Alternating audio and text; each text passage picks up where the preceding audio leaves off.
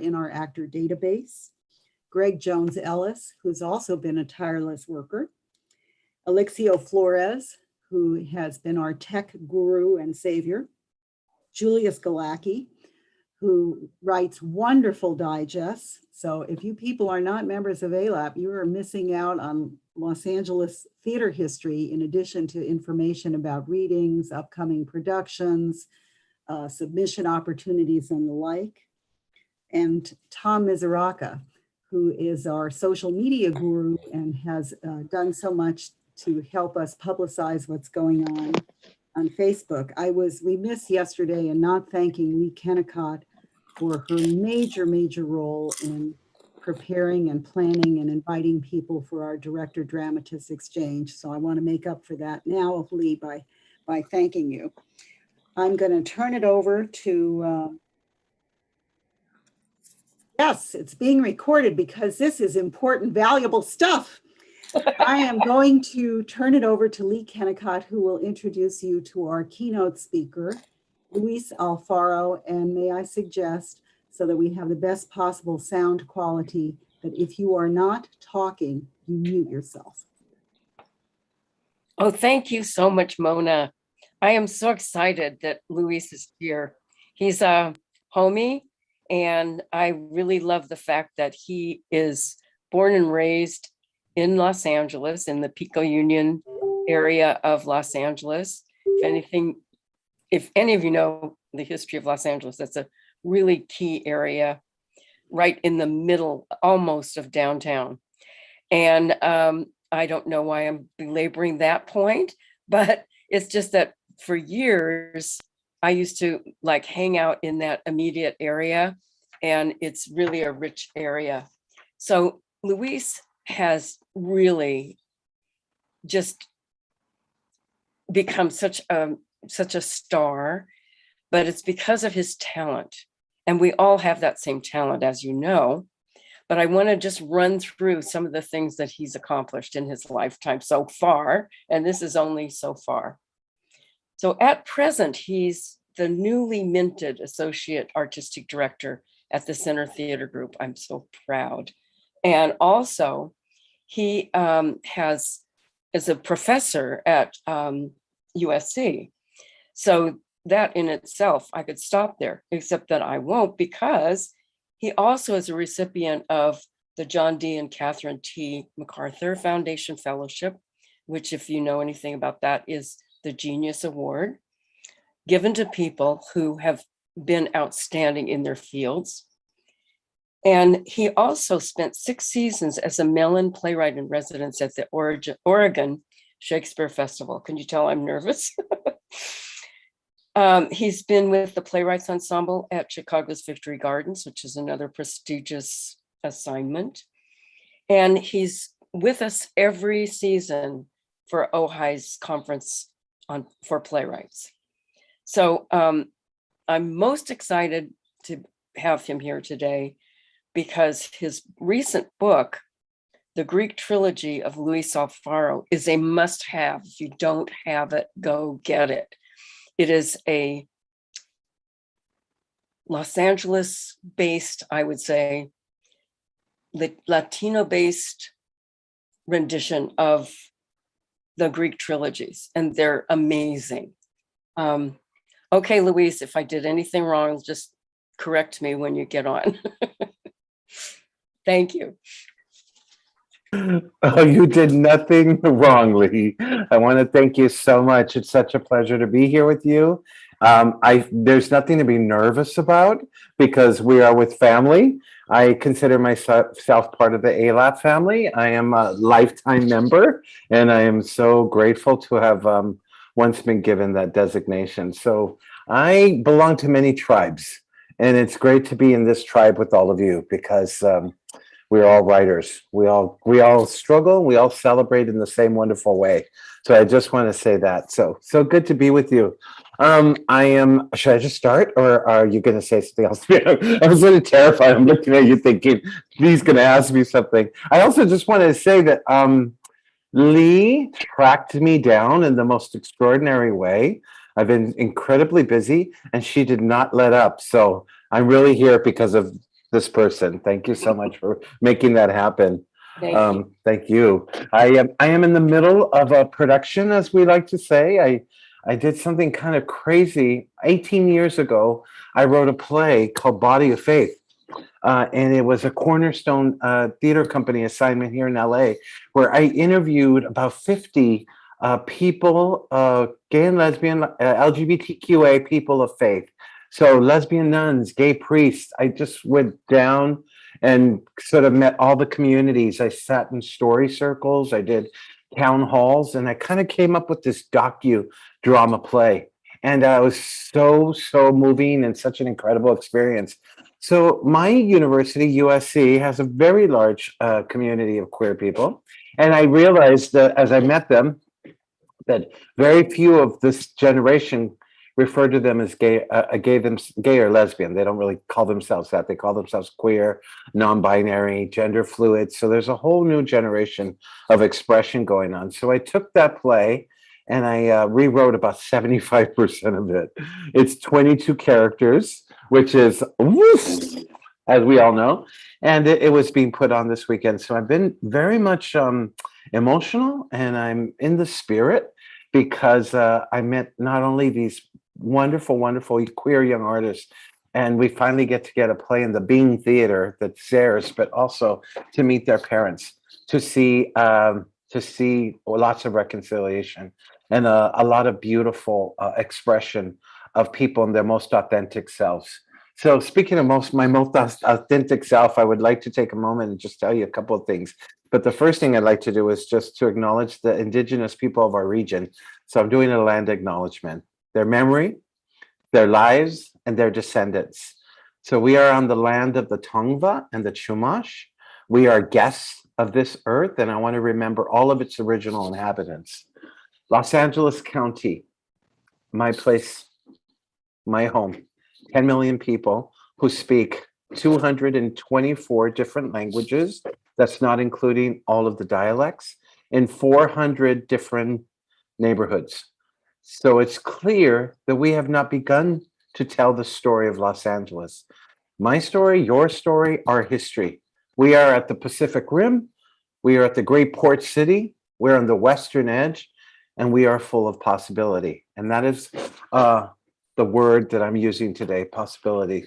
I'm coming into this community to talk about how we might expand the way we think about how we do our work, the work that we do, and how we engage in our communities. So I thought this morning, because it is Sunday, I am a bit exhausted. I just did wake up 5 minutes ago. So I thought I would do our little morning prayer. May you come to your morning. May you come to your morning work with dreams still floating around you. May the coffee you drink be strong and bracing. When you are granted the time and space to work, may you banish all doubt and swiftly find the flow and let it carry you. May the work surprise and delight you and challenge you and change you. The work is not easy, but you feel equal to it, and you have the energy to pursue it into the dark depths and back out into the light. May the interruptions be minimal and the sparks of creativity abundant. That's our prayer for this morning. I will post it. Thank you so much, Lita. So I thought I'd start just very quickly by telling you my origin story, because that's really where I work from. As Lise told you, I'm from an area of Los Angeles I was born and raised in called Pico Union. In my period, in my time, the early 1970s, it was the most violent and poverty-ridden neighborhood in Los Angeles. And so being young, being a Chicano and a queer person living in a neighborhood like that had a lot of shame for me. So I'll tell you the event that shifted everything in how I became a writer.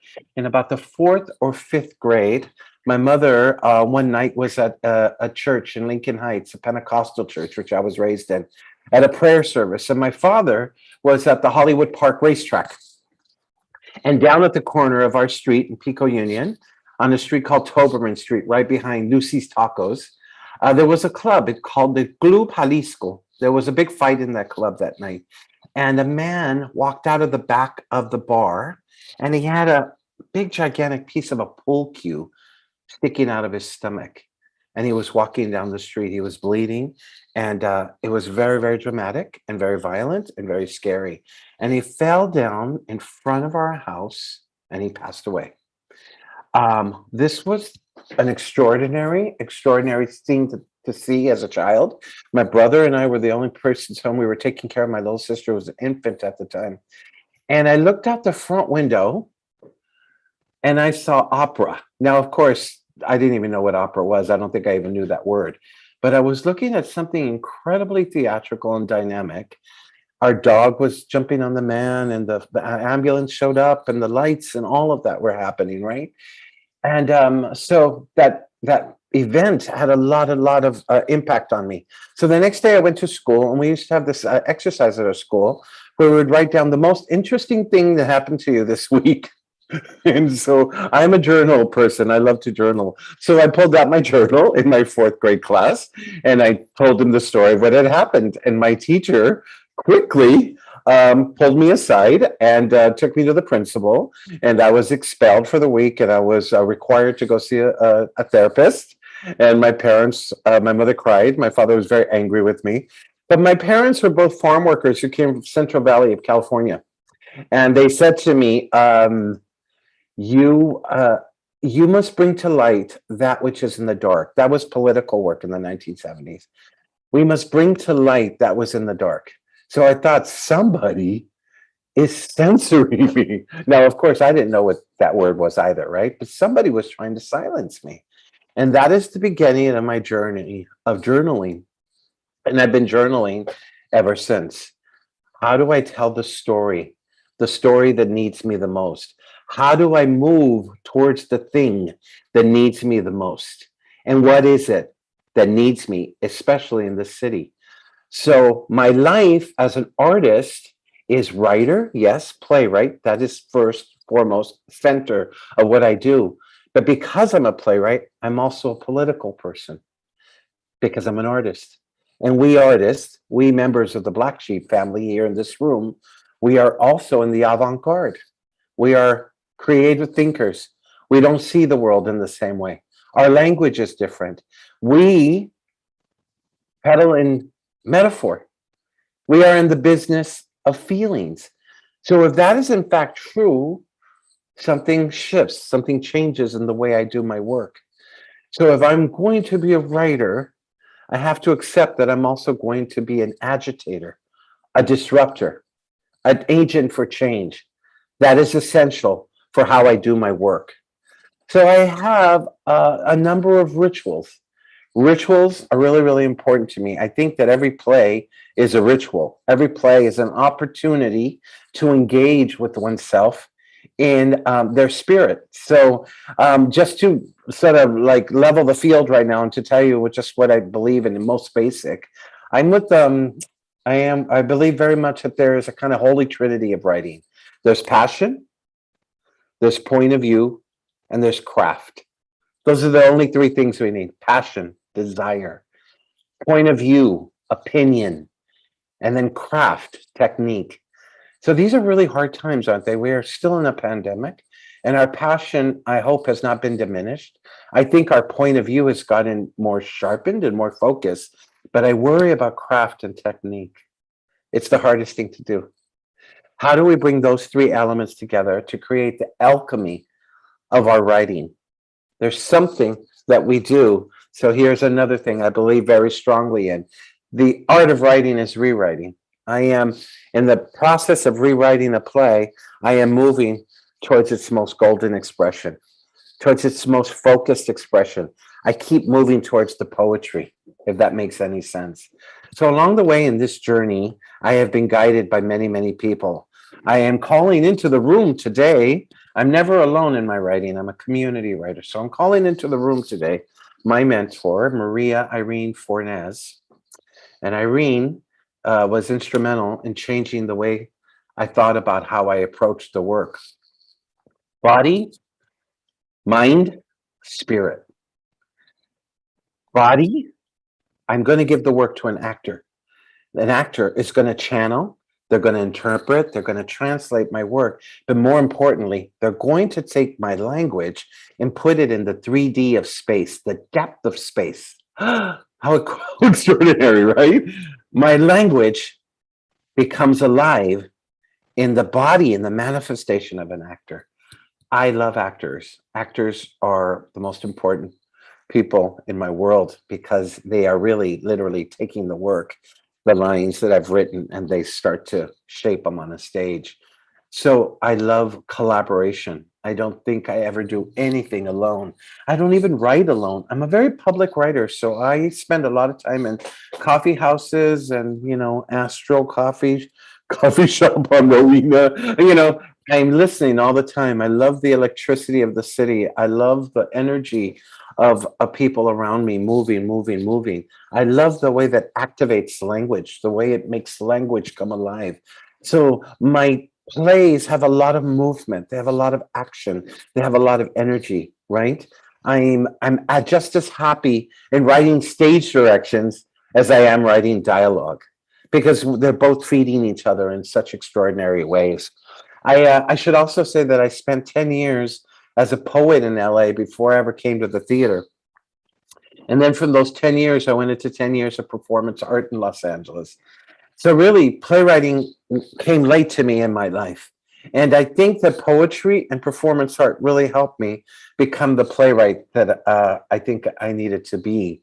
I also subscribe to the work of, and tell me if I'm going too fast, just because I'm super thrilled to be with all of you and I have an idea of how we're going to move. But if I'm speaking too quickly, somebody just say, slow down. Thank you so much. I believe very strongly in the work of Joe Chaikin, the great actor and writer, and he has an amazing book. I mean, you haven't read it, get it online for $1 because you can find it on Amazon for $1. It's called The Presence of the Actor.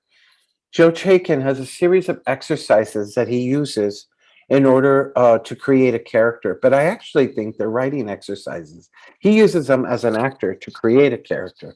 And the first question is probably the most provocative question that I could ask you, all of you here today in this room.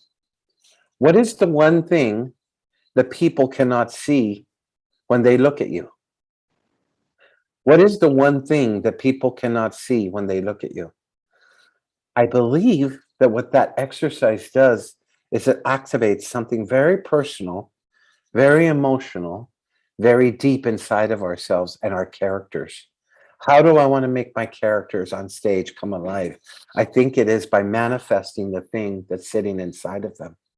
What is the part of you that has not lived? What a great question to ask a character, right? What is the part of you that has not lived?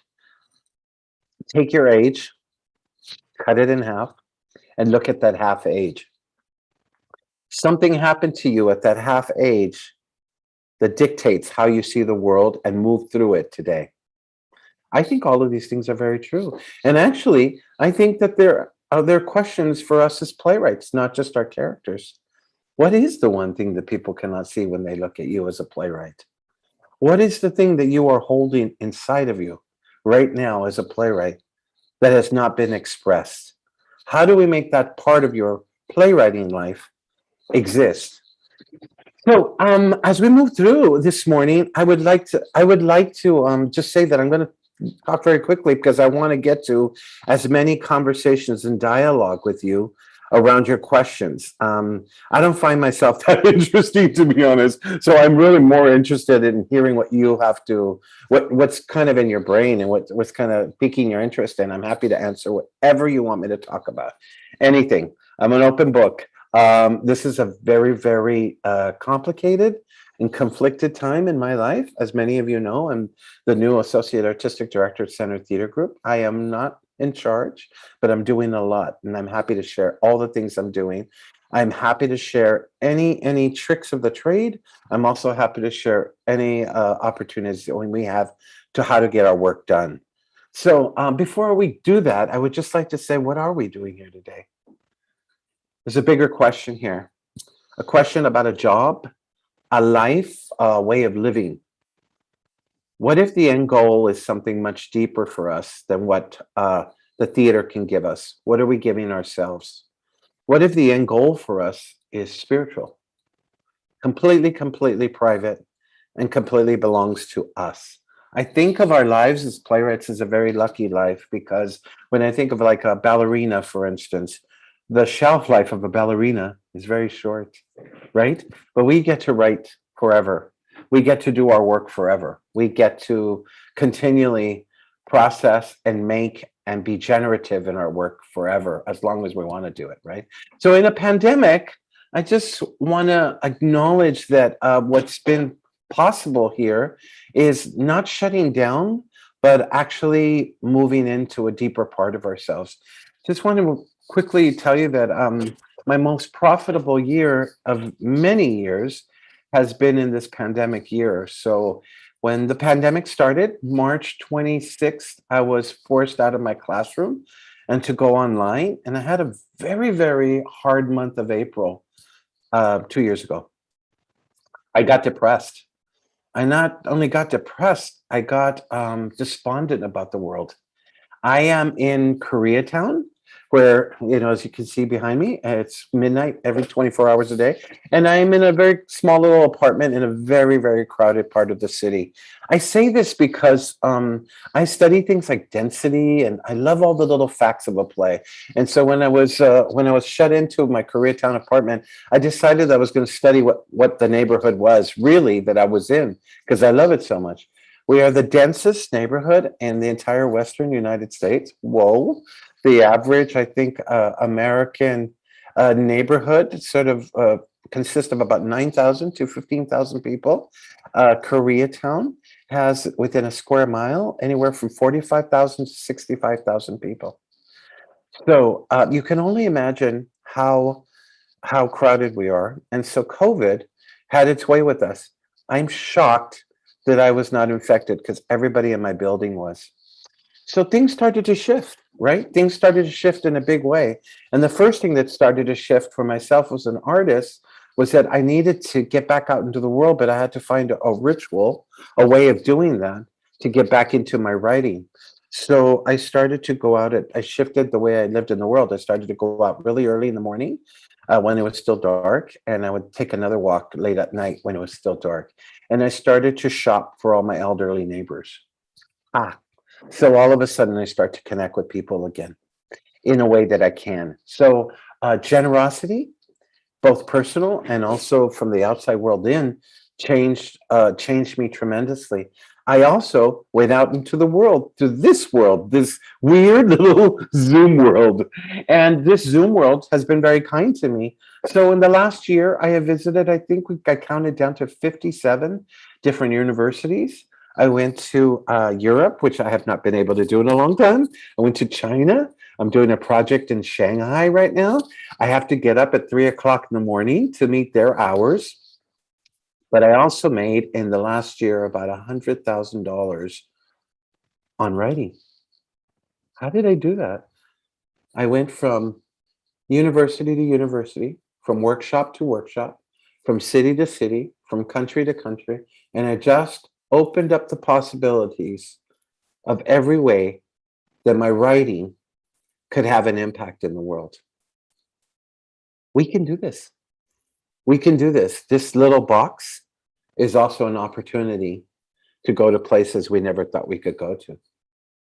So I just wanted to throw that out, because I think that what's happened to me is, in this very scary and hard moment in our entire world life, I went from scarcity to abundance, from the notion that I could not do my work to, wow, I can do my work anywhere.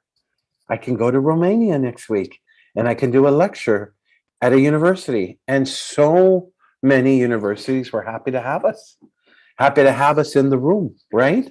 So what if what we're doing as playwrights, forgive my Pentecostalism, is speaking in tongues, many tongues? What if we could see ourselves as healers, as shamans, as leaders? I want to throw that out into this room. What are you bringing with you into the room this morning? Who is the ancestor? Who is the mentor? Who is the inspiration that you are bringing with you into the room to help you do the work? I never ever work alone. I always work with someone. And the someone that I work with usually doesn't have anything to do with theater. I have an idea, I have a notion in my head of something I want to write about, and I actually actively go and seek out the person who's going to help me do that. That person is the subject of the world of my play.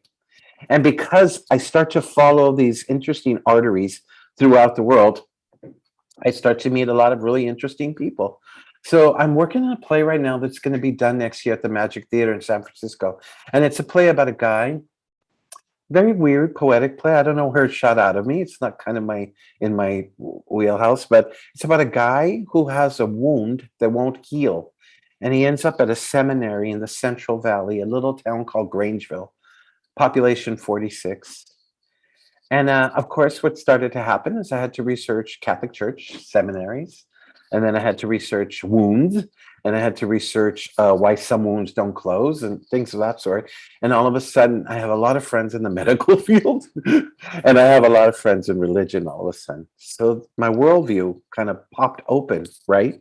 So this kind of poetic play about our interior becoming our exterior is doing a number on me. And everybody that I'm coming into contact with in the building of this play is someone who has nothing to do with theater, but is very excited about how theater might express the inner workings of our life, not just spiritually, but also just physically. So this is a good example of the way I jump into the field, I jump into the work, and I try to shift it and change it in whatever way I can. Right? So I try not to limit myself by the possibilities that others tell me are my possibilities, but I try to not limit myself by the own parameters that I set forth. But I try to keep expanding and engaging as far as I can go and see who's going to change the play. Who's going to change the play for me? So a play is a living, breathing organism. It's like a mushroom, right? And it's breathing until you set it forth in some sort of document. And even then, as I've seen with my play this weekend, even then the work keeps changing. The work can be rewritten and reimagined and revisioned and revisioned, and it continues to grow. So a question I ask myself all the time is, when does a work stop being and just plant itself and be what it is? And this is a really good question because I finally published a book. Oh my God, right? And so putting something down into a book feels like it sort of traps the play. I don't know if it's trapped, but I'm going to use trap. Traps the play in the kind of its final life. But in truth, a play is always going to shift and change. Every production demands something different from you. I love, as I said, actors. So writing for an actor specifically is the most joyful thing that I can imagine to do in a theater. So I spend a lot of time in casting. I want to have a role in the casting of this play. Why? Because I want to fall in love with this actor. I want to fall in love with the way they talk. I want to fall in love with the things that they organically do, both physically, but also in the way they speak, that is going to create a kind of partnership to tell the story and not lose the thing they have so beautifully brought into the room. So I love falling in love with the way actors talk, the way actors move, and then writing to their best strengths. So it's always a little bit of a dance, right? Because I'm writing to my strength in terms of telling the story, and I'm writing into their strength as a storyteller. And I think both of those worlds meeting is where the kind of alchemy of a really great play happens. Right? The director is there to make sure we don't all go nuts. But in truth, it's really, for me, a sport around writers and actors. And a director has a vision that creates the parameter for how you do that world. I love dramaturgs. I love bringing people into the room that have nothing to do with the room professionally.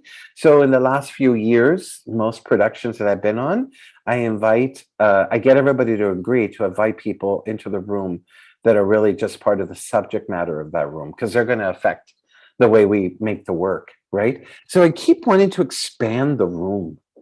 I think this is a really interesting notion. How do we keep expanding the room and making it bigger for ourselves, right? How do we keep doing that in a way that allows us to grow with the work and also to grow with each other and to grow in community We are all really, really valuable people to our community. And so, I think it's really important to never lose the notion that what you are writing for is your people. Who are your people? Who is your tribe? What is the story that you need to tell versus the story that you want to tell? The stories I need to tell must happen no matter what. And because I need to tell them, I figured out that I wasn't going to wait for anybody to allow me to tell the story. I was going to make the situation, the opportunity happen for myself in a way that allowed me to get the story out into the world. So my first, 10 years in this business, at least the theater business, was about me staging my own plays, creating collectives, the million yard sales to get my one act up, right? And to do all of that. And also to never stop connecting. So if I am really a citizen of the world, I'm a citizen artist. So if I'm really a citizen artist and I am in the world, I want to be shaking all those hands and I want to be making those relationships. What I have found about theater is that it's really actually a very small world. We're all going to kind of run into each other numerous times in our lives. And because we're going to do that, it's very important to create relationship, to create friendship, to create community, to find numerous tribes that you will support and that will support you. I think this is really, really important. So almost every production that I've gotten in my professional life is because I met somebody along the way who handed my play to somebody else. And that's really how I started in the industry. So there's a woman, you might know her, her name is Susan Booth. She's the artistic director of the Alliance Theater in Atlanta. But I met her in her last year of graduate school when she was my literary assistant at the Goodman Theater with my first play. And Susan took that play and handed it around, and it went through about 30 hands before it kind of landed at the public theater. That's the way plays get made in this country. Relationship. I want to work with you. I want to work with you because I love your poetry. I want to work with you because I think you're talented. I want to work with you because you have a story that has not been told. That's really the place I work from. So at the Mark Taper Forum, the first thing I did when I started in the company was to bring a community with me. They had a writers group, a writers workshop that consisted of 6 to 7 writers. I expanded it to 10 writers. I got the company to focus on it in a real way. And in a real way means financially. So all those writers get a very handsome and a very, I think, honorable salary to be there. And then I just chose my 10 favorite writers at the time of plays that I've read or work that I had seen. And they're all kick-ass writers and they all happen to be women. That was intentional because I was walking into a company that centers men in the stories that they tell. So I have to balance what is currently imbalanced. That is my charge. My charge is political. It always starts first with the story, artistic, and then I have to see who's telling the story. And then I have to work towards that imbalance. That's my job.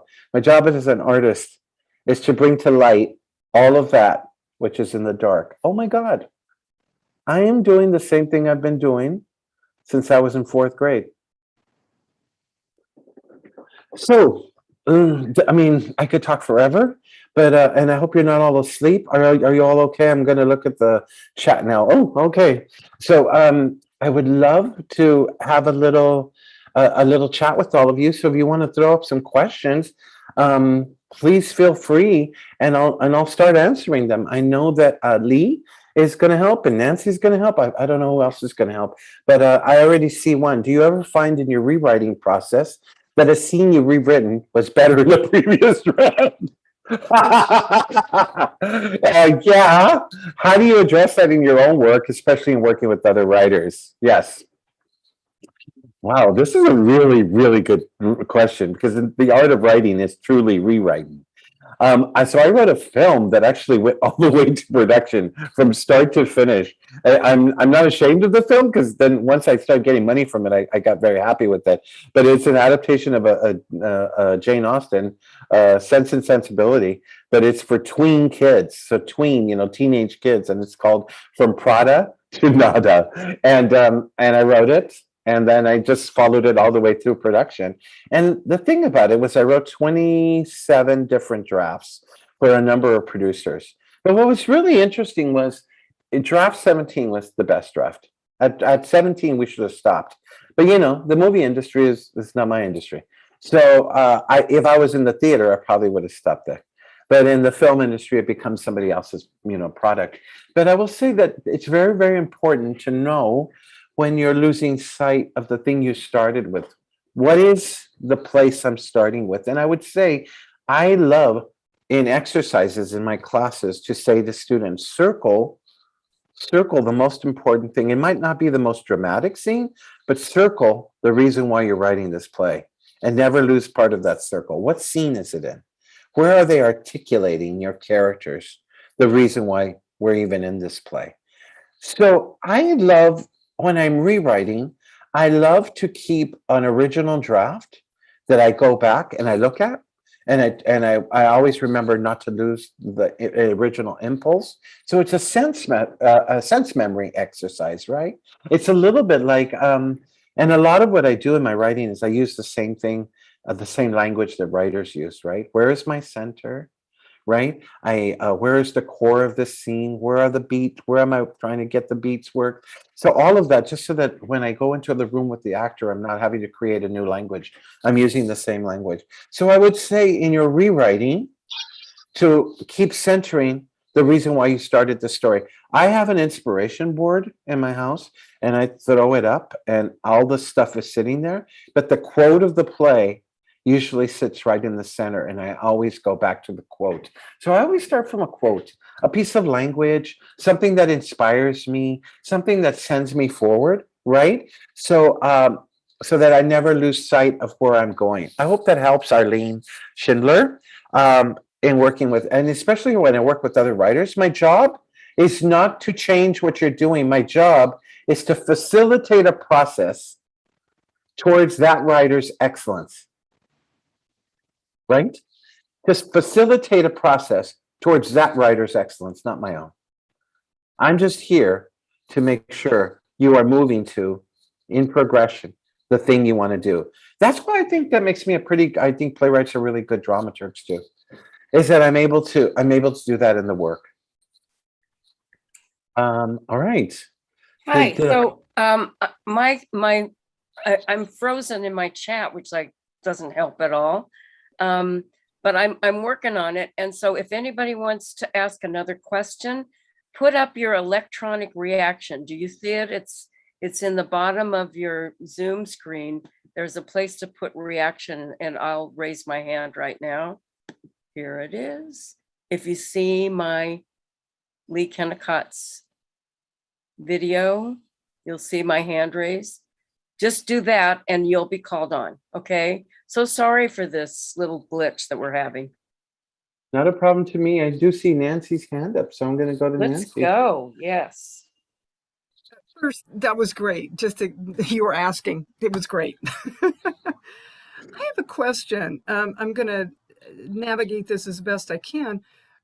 How are you navigating what's been happening down at Center Theater Group with what they're choosing in terms of a season and trying to get more women in there? How are you able to be an agent of change in that way? Thank you. Yeah, I mean, that's the big $100 question, right now. I know it's a larger amount, but I'm going to call it the $100 question. Yes, this is a very extraordinary time. I will say that I came to CTG not because they asked me. So this summer, as part of my own pandemic sort of like health initiative, I wrote a letter to Michael Ritchie, and I said, I don't think things are going well there. I'm not happy with it. And as a citizen of Los Angeles, I just want to tell you that I'm not happy, and I'm frustrated with what you're doing, and how can I help? How can I help? Generosity. And Michael said, well, come on in, talk to me. So I have to say he's been very, very kind and very nice to me. And so I went in and I said, I think you got to do this, this, this. He goes, put it in a proposal. I put it in a proposal, very ambitious, gigantic 10-year, 5-year proposal. And he said, I got to tell you something, I'm going to be leaving this theater. But if you can put it in a smaller proposal and just choose the things you think can really change the theater, I want to ask you to join us on staff. I have a job. I have a full-time job. I'm a professor at USC. I'm a full-time tenured professor in the School of Dramatic Arts. So taking on another job was not something I wanted to do. But taking on another job right now is really vital and really important. How do I make change in a company that I think really needs change? So I'm never going to talk bad about the people that are there, and I'm never going to talk bad ever about another artist in my community. But that doesn't mean that I cannot take down systems. It's not people, it's systems that we have to change, right? So how do I change the system? One of the ways of changing the system was to immediately take that writers group. What do we want it to express about Los Angeles? I have 10 women writers in that group who are going to change. And the first thing I said to Michael is transparency is of the utmost importance. We see this theater up on a hill, right, that does its actions, and then the press release goes out and everybody screams because we have, 11 plays and only one by a woman. It can't happen in the press release. So this writers workshop will end next summer in a public festival at the Kirk Douglas Theater. That's really, really important. That's also really, really hard for that company, this company, CTG, to take on, because that means, in real terms, it's hiring actors, hiring directors, and all of that. And that's a lot of money. But you know what? We are based in Los Angeles. What is the Los Angeles stories we have not heard? And that is really my main focus. I'm a regional writer. I live and breathe Los Angeles. So how do I tell the Los Angeles story? How do I bring those stories? Now, we could tell many national stories. There are great plays off Broadway that I want you, all of us here in this room, to experience on the stages of Center Theater Group. There are great stories on Broadway, and there are international stories that we have not even heard yet, right? So we can do all of that. But we also have to center ourselves in the place that we are at. We're a regional theater, a regional nonprofit arts institution. We are designed to reflect the people that we are with, the community from where we come from. So my mandate is very simple. My mission is simple. I'm not creating this stuff. It's there. They have it in their mission. I am following their mission for how to do the work. So a writers group, really, really important, and produce the writers that you develop. So soon we have to talk about who gets commissioned at that theater. Are we only commissioning writers from New York, right? So who are we commissioning? Let us look at what's on the pipeline, creating a pipeline for expression, super, super important. The next thing I'm doing is creating a program for artists who get out of school, emerging artists, and having a relationship with the theater, right? So that is important to me, but what's more important is how do I get my theater to hire local playwrights, local actors, local directors, local dramaturgs, local designers. So the only thing that I had to do with this season, because I just started literally, was there was a slot in the first slot of the Kirk Douglas Theater. And very quickly, I will be very transparent here, within about 2 weeks, if we were going to use that slot, we had to pick a play. So I brought in 16 plays that I really like a lot, mostly by women. And we went through a process, and the play that we felt we could do and give honor to and do properly was a play called Alma by Benjamin Benet. I'm very happy about this, that this is the first play that I'm associated with this theater. Guess why? It takes place in La Puente. It takes place in Los Angeles. It's written by a writer from Whittier, California. And guess what? He's so young a writer, he's still at school. He's at Yale right now, in his last year at Yale. I'm really excited about that. It hires a local director, female. Almost the entire design team is female local designers, right? And we can do that. That's what we can do. The first story coming out of that theater when we come back from the pandemic is a local story. It's a story about Los Angeles. It's a political story. It's a hard story. And it centers all the characters in the play are female. That's really, really important to me, right? Because I think we are not just coming out of the gate to tell a story. We're coming out of the gate to balance an imbalance. So we're good. We're going to have a number of years. If I stay there, I have no idea. You know, the other thing I should just say is they're also in the search of a new artistic director. So in 6 months, somebody can ask me to move on, and that probably will happen, to be quite honest, because whoever comes in will start with their own team. So I'm perfectly okay with someone coming in and saying, "Thanks, Luis," and now we're going to move on to my vision, right? But while I'm there for the next 6 months, let's bring a vision forward that helps the company center itself in Los Angeles and in its artists. So that's why I'm here today, you know, because I could have very, very quickly said, I'm not going to go talk about this, but I want to talk about this because I think it's important, whether I work there or not, we all have to be talking about this. These are the opportunities for all of us as writers, right? How do we create a space for this kind of expression to help in the community? That's really, really important to me. So yeah, that's what's going on in CTG. If I was the artistic director, you would see a lot more change, but I'm not. And transition is happening, and a big, gigantic organization that runs 3 theaters is not just going to quickly turn that ship, right? It's like the Princess Cruise. We got to like, I get that. I get, yeah, thank you for embodying that for me, Nancy. I get that, right? So the ship has to turn. Oh, I think I knocked myself off of the sound in my drama. Do you hear me?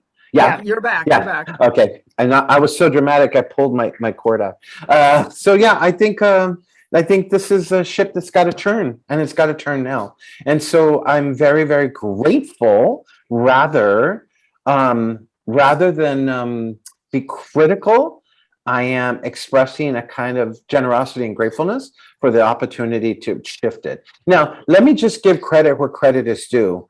I know it's a very challenging moment, and I know that things are, you know, it's pretty interesting, right? But to say, I'm going to just publicly say it because I know it's not what everybody feels.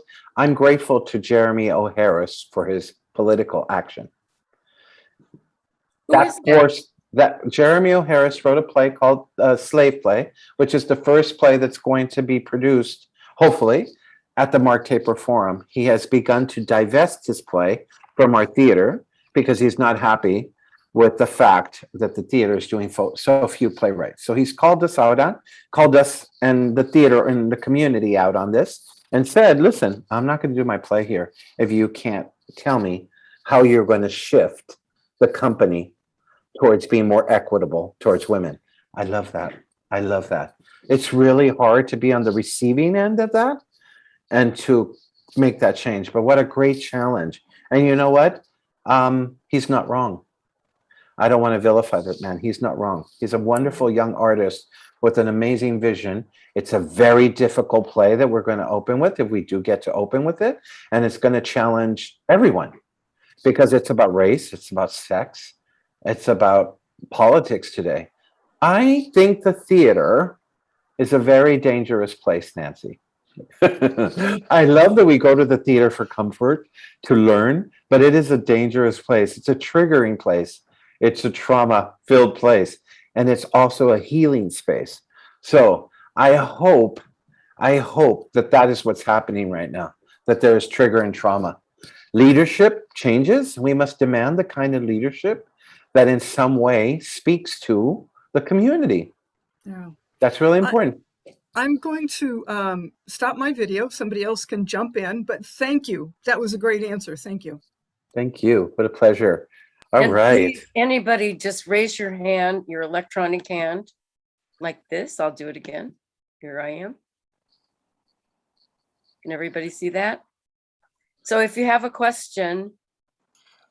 Lee, just so you know, your video is not on at all. I know, and I'm trying to get it on, and I've contacted Alexio. If you can raise him, that would be great, because apparently the host, oh goody, he said start my video now. Okay. Oh, hi everybody. So sorry. So now I can field questions on the chat. So let's see who's next. Well, first of all, I want to add, that is so inspiring, Luis. I cannot tell you that, well, I can tell you that I was around for the opening or the beginning of Center Theater Group as a group. and it started small, and it started at UCLA, and it was local. And you are bringing us full circle back to our mission. And I so deeply appreciate that myself. Thank you. I just want to say, it's wonderful to be inspiring, but that's not my goal. My job is to do the work, right? Whether you're inspirational or not. I just saw a student production of The Normal Heart, and Larry Kramer, if anybody knew Larry Kramer, who I knew was not an easy person. Change does not happen because things are easy. Change happens when these moments are really hard and injustice is occurring, right? That's when change really takes over. Okay, I'm throwing it back to you, Lee. I do see Mona's hand up, if that's okay. Right, and Mona is next. Thank you so much, Luis, for your inspiring and encouraging remarks. I have a couple of questions. One, we live in a movie town, clearly, and there seem to be more and more playwrights working in TV, which is wonderful. At least they can make a living that way.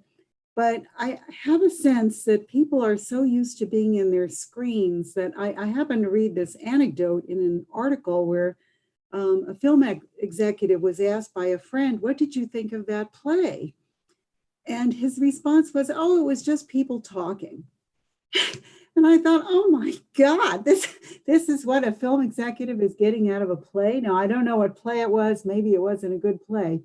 But it really sent a shiver down my spine to hear theater talked about that way. And so I'd like you to tell me what you think. Here we are in the movie capital of the world, and plus surrounded by people who are just looking at screens.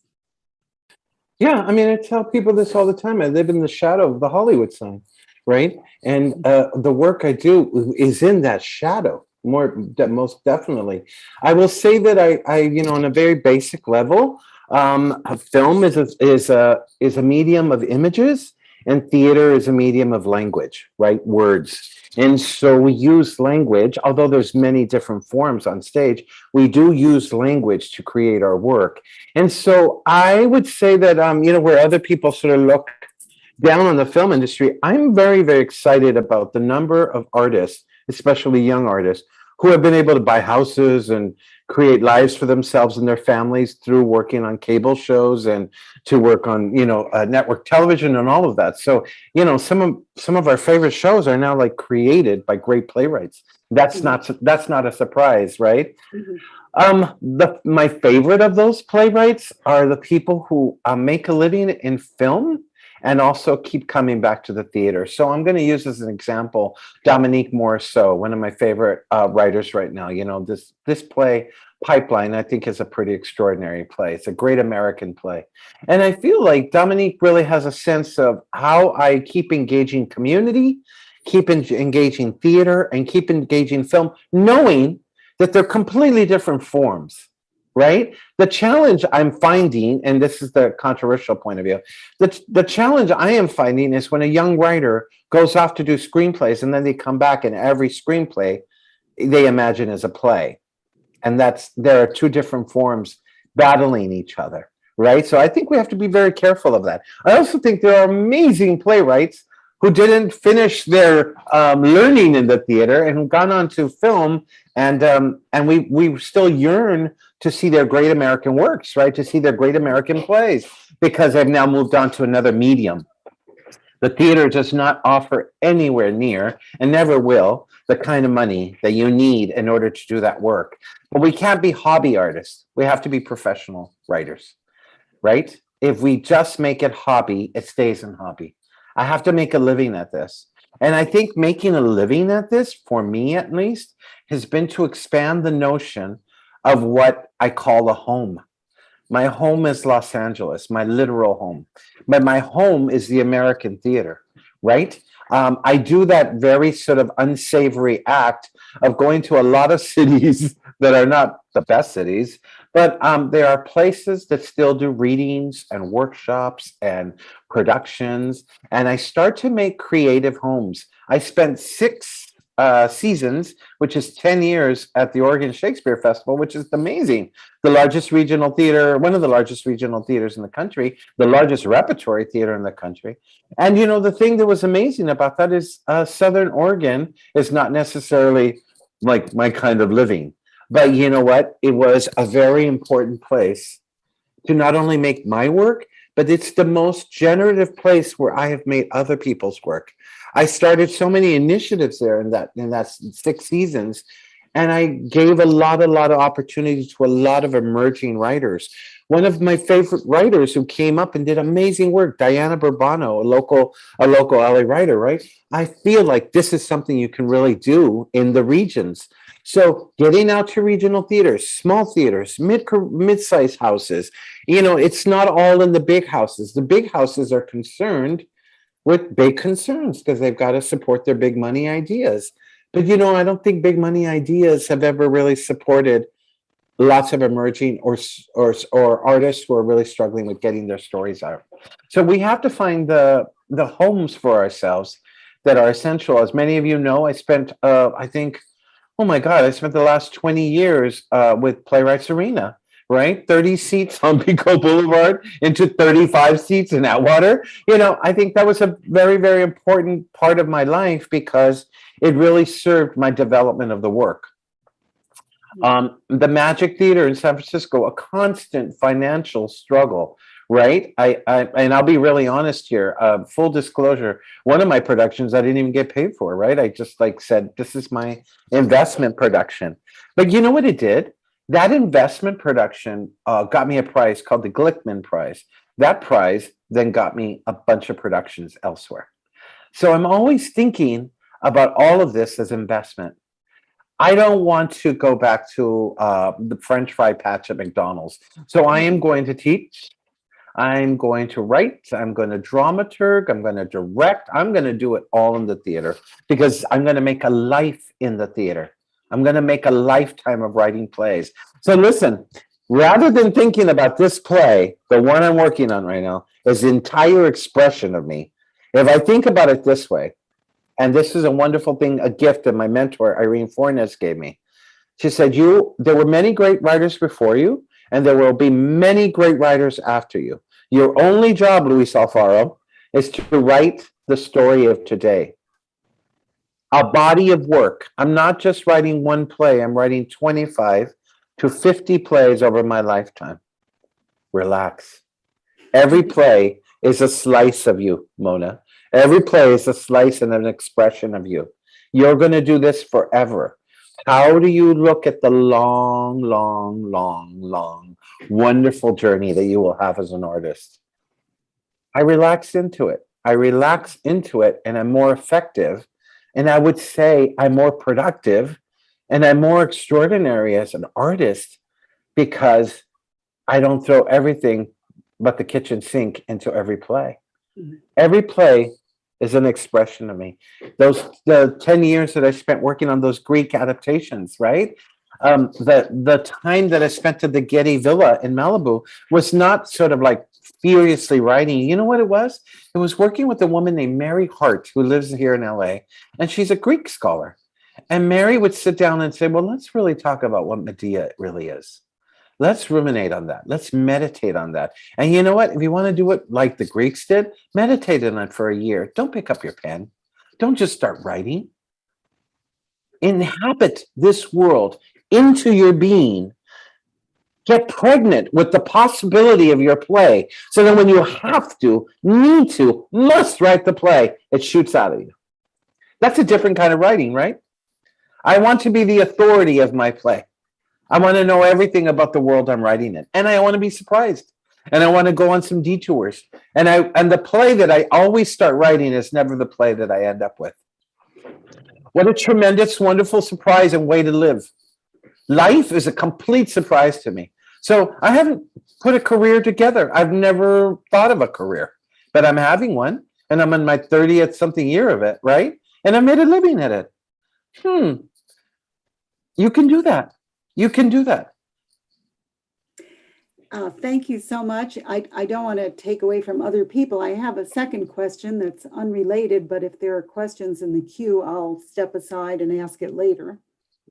I'm looking right now and I don't see any raised hands. So go for it. Okay, thank you, Lee. My other question has to do with exposing kids and teenagers to theater. I'm getting more and more concerned about this. Schools don't have arts education. There are a lot of problems in our public schools. ALAP used to do a program which I really hope will come alive again once the pandemic is over, where we would have readings of plays at different libraries all over the county. And so that was a way just to, say to anybody who was in the library, hey, you can listen to this. And then people could talk to the writers afterwards so that plays were real. So some young person who enjoyed it, or an older person for that matter, could say, how did you come up with that idea? Why did you do this? I think the reality of it is a very important step. So I'd like to know what you think about that. Well, the audience of tomorrow, right? The audience of tomorrow needs to be developed today.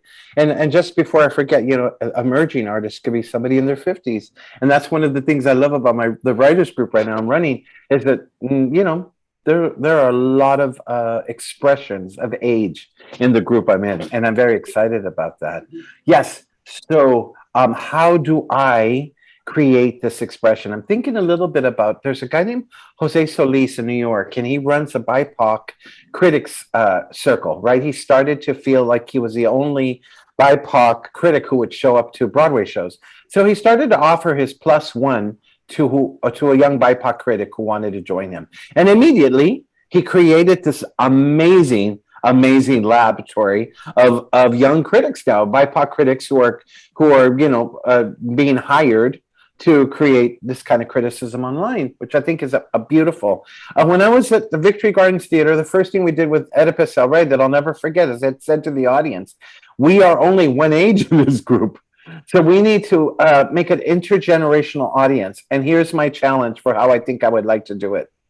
If each one of us buys a ticket for a young person, you can either donate it back to the theater or invite the young person yourself if you know them. We could just change it overnight. So in the first post-play discussion that I brought that up in, we raised $1,500 from our audience. They all gave $12 for that student ticket. And they said, you go and do it. So the first thing we did was got a busload of kids from the local high school who came to the theater.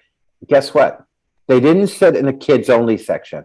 They filled every empty seat wherever it was. So the energy of you sitting next to a 14-year-old creates not only the experience of going to the theater, it also educates that young person as to how to experience theater as well, right? And all of a sudden, a different dynamic and energy starts to happen. So can we just say, and I've been saying this for years, all of us have empty seats in theaters. And I would just like to get LA Unified to do a little arts card. And the little arts card is any seat, any theater that is empty with your arts card, $5, no questions asked. Fill it, right? Show up. And if they have the seat, it gets filled by a student. You might not make more money, but you will make your future subscriber participant, right? We are educating young people to go to the ritual of theater, right? To participate. Why not? Why not? There's nothing that stops us from doing that. Los Angeles, in its 400 neighborhoods, is very much reflective of Los Angeles and its theater scenes. We are a bunch of tribes with a bunch of borders, and it's rare to get us together to agree on anything, right? Because geographically, it's hard just to get down to, I love seeing plays in North Hollywood, but from Koreatown sometimes on a Friday night, oh my God, right? So what's to say, how do we do this? But, it's one of many, many ideas So the one thing I do is just I always give my +1 to somebody, anybody who cannot afford this ticket. It's yours. Come to the theater. Not because I'm trying to cheat the theater out of a seat. It's because I'm trying to get an investor in that theater's history, right? I'm trying to get an investor in that theater's next expression. We have to do that. We have to all do that. And if we just made it a blanket idea, it would just happen. As this young man in New York has shown us, Jose Solis, he now has an army of young critics. He just did it. He just did it himself. Good ideas never go to waste. Never. Thank you. So this is so exciting. I really just can't wait to get off the call and start writing, except that we have another activity coming up at 1:30. And that is our seminar, or our panel, you might say, on marketing, which is exactly what we've been talking about here as well. And I just want to say, Luis, I'm so thrilled that you're at the Center Theater Group now, and that you will be facilitating so many of these wonderful ideas. And I love the idea about LAUSD, because I work with LAUSD in an arts program, believe it or not. So I'm hoping that you'll get that together. And if not, tell me and I'll talk to them too. But also, just one more question. Does anybody have anything? I just don't want to leave without making sure everybody is satisfied. If you are satisfied, would you please put your thumb up in your electronic responses, as I have just done? Love to see you. Yay, look at that population go. Okay, thanks so much, everybody. So let's see if there's one more question. Oh. Nope, everything's copacetic. Everybody said lovely, very inspiring, and great. So it's lovely to see everybody. And the thing that Luis talked about the most was community. And I want to just add that we are doing our best here at the Alliance of Los Angeles Playwrights to bring that community into being, and you've been a part of it. Thank you so much. And thank you, Luis. Nice to see everybody. I just noticed that there was a gallery of people, so it's great. I'm also like, wow. So great to see everybody. Thank you so much for having me, and I will see you in the theater. Yes, indeed. Very soon, we hope. In fact, that was my last question, but I guess it's too late. Was when will we open? Well, we're opening the Kirk Douglas season next year. I'm very intentionally, because of the variant, decided to wait, because we are a county facility. So we're not actually back in our offices. We're going on county council, and the county actually is very strict. So we don't actually go back to our offices until we were going to go back in November, and now it might even be January. So everything is done on Zoom. I spend the whole entire day on Zoom. The Amundsen season is opening up pretty fast with the Christmas Carol, as everybody's just seen, and then the taper will open in February with Slave Play, hopefully, or not. So we don't know. But I'm very excited about the fact that we're also being very, very intentional. We have an incredible COVID policy, thank God, and we have a COVID policy for our employees that's very, very strict. So we are maintaining the health and safety and of our staff, and we've also been doing a year. Well, I haven't, because I just started, but they've been doing a year of EDI work. So listen, when we come back, we are going to come back changed and different. We are going to come back as new people, and I hope the theater comes back changed and different too. The time is now. The time for change is now. All right, I know Julius is giving a little, I don't know if that's a nudge or a sweet little informational note, but thank you so much, everybody, and we'll see you soon. Take care. Thank you. Thank you, Luis.